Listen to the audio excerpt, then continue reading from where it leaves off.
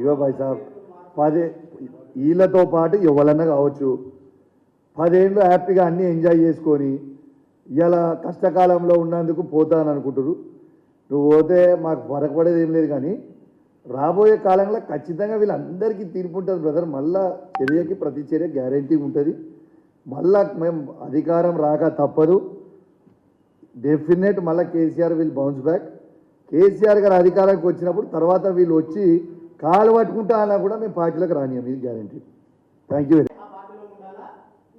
ఇగో భాయ్ సాబ్ 10 వీళ్ళతో పాటు ఎవరన్నా కావచ్చు 10 ఏళ్ళు హ్యాపీగా అన్నీ ఎంజాయ్ చేసుకొని ఇలా కష్టకాలంలో ఉన్నందుకు పోతాను అనుకుంటారు.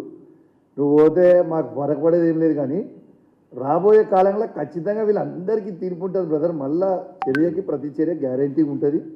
మళ్ళా మేము అధికారం రాక తప్పదు, డెఫినెట్ మళ్ళీ KCR will bounce back. KCR గారు అధికారానికి వచ్చినప్పుడు తర్వాత వీళ్ళు వచ్చి కాలు పట్టుకుంటా అన్నా కూడా మేము పార్టీలకు రానియం, ఇది guarantee. Thank you very much.